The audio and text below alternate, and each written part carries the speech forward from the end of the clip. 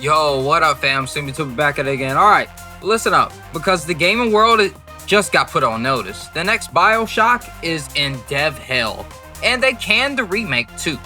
You heard that right, fam. Plus, Battlefield 6 just dropped some truth bombs about its no pop culture skins policy.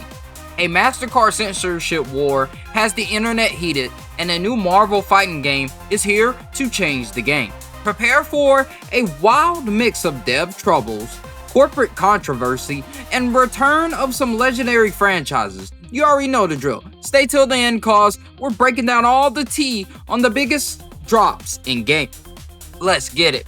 First off, fam, let's talk about a franchise that's been MIA for over a decade, Bioshock. It's been 12 years since Bioshock Infinite dropped in 2013, and 5 years since 2K founded a new studio called Cloud Chamber to develop the next game. But according to a new report, it looks like we're going to be waiting a bit longer because the next Bioshock is in dev hell.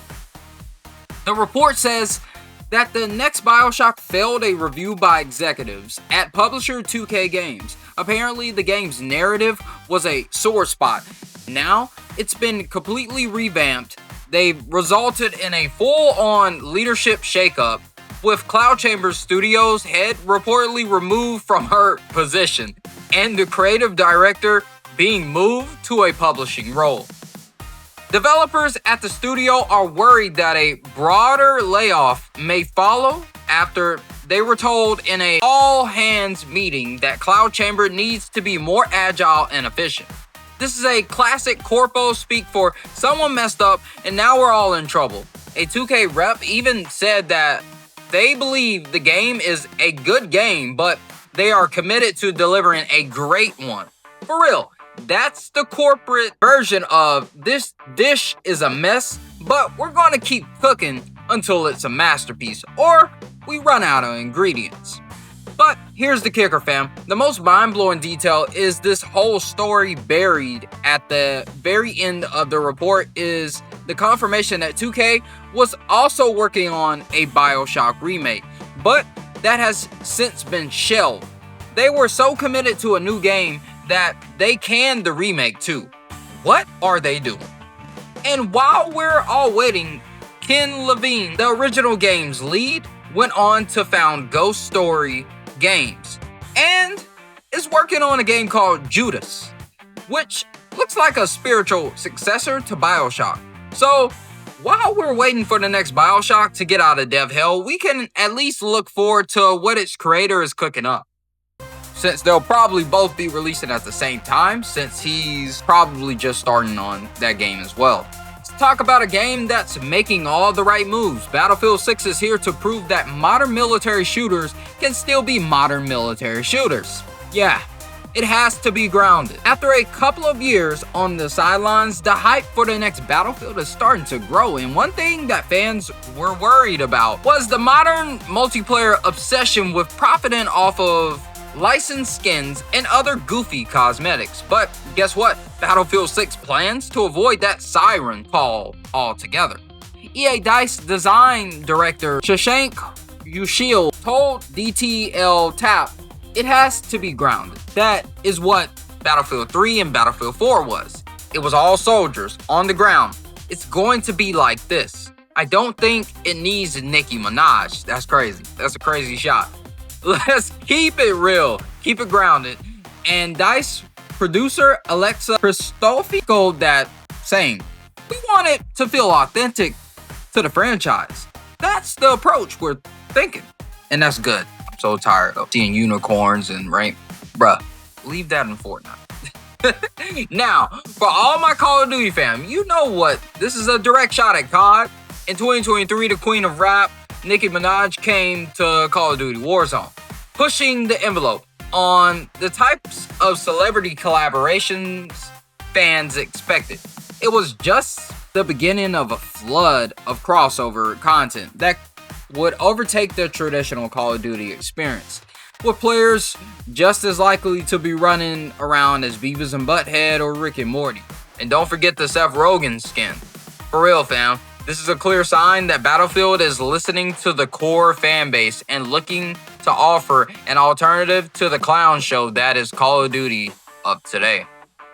If you agree that we need less clowns and more soldiers in our games, hit that like button to let me know.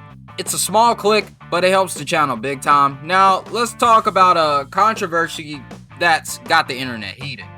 Alright fam, get ready for some corporate drama that's got indie games caught in the middle. We're talking about a culture war between anti-prawn advocates and anti-censorship activists, with MasterCard being blamed for a recent purge of adult games from Steam and itch.io. MasterCard initially broke its silence, denying any responsibility for a new wave of censorship that's recently led to indie game storefronts delisting hundreds of games.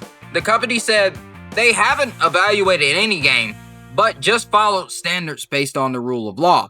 But a spokesperson from Valve has since clarified that while MasterCard didn't communicate with it directly, concerns did come through payment processor and banking intermediaries, who cited MasterCard's Rule 5.12.7 and risk to MasterCard brand. This rule is extremely vague, fam, saying that merchants must not submit any transaction that is illegal or in the sole discretion of the corporation, may damage the goodwill of the corporation, or reflect negatively on the marks. The sale of a product that is patently offensive and lacks serious artistic value is a violation. And I do want to add this section in here. This is not just going to affect video games. This is a censorship thing that is going on across the internet currently, and I've seen other content creators talk about that it's people that don't get out of the house and people that gooners. I've heard other content creators talk about it's just gooners that don't want their gooning games and everything taken away. But this is not just going to affect those things. We've already seen where they're putting age restrictions on YouTube. They're also going to be doing this across the internet as well. This is the door into these types of things. Once you let this type of thing go, it's going to expand into other areas. And for content creators to be making a joke out of it and trying to make jokes about gooners and all this and that, it's not just going to affect them. It's going to affect you eventually. When you start speaking about your political views on the internet and they tell you, oh, you can't speak about this person, you can't speak about this president of this country, then boom, they demonetize your stuff or delete your stuff altogether, or you never get your payment from YouTube and or a social media platform, etc. Don't come complaining to us on the internet because you thought it was a joke and you thought you could make some corny gooner jokes about it. Alright, back to the video. This is a major L for game preservation and indie devs. These vague rules, which can be interpreted subjectively, have resulted in Valve and itch.io delisting anywhere from hundreds to thousands of games they worry could get it in trouble with MasterCard. The developers are forced to police themselves and delist games that are otherwise perfectly legal. All are out of fear of getting dropped by the payment processors. For real, fam, this is a dangerous precedent, and it shows the power that these payment companies hold over the entire gaming industry and abroad. Alright fam, let's end on a high note. In the new fighting game from Arc System Works, starring all your favorite Marvel heroes, 4v4 and shared health bars. Marvel Token Fighting Souls isn't coming out until next year, but the studio put out a lengthy beginner's guide for the game, and it's playable this weekend at EVO. While the rest of us are at least getting some crumbs, seeing the game in action with a breakdown of its mechanics, the game is a 4v4 game, which sounds incredibly overwhelming, but unlike Marvel vs. Capcom, you won't be able to switch freely between your characters. Right off the bat, but unlike Marvel vs. Capcom, you won't be able to switch freely between your characters right off of the bat. Matches will start as 2v2 fights, with you gradually gaining access to the other two fighters. But here's the wild part, your characters don't have separate health bars, but instead share one. This means There is a lot of incentive to try and send your opponent flying through the stage quickly so you can build up your team as fast as possible.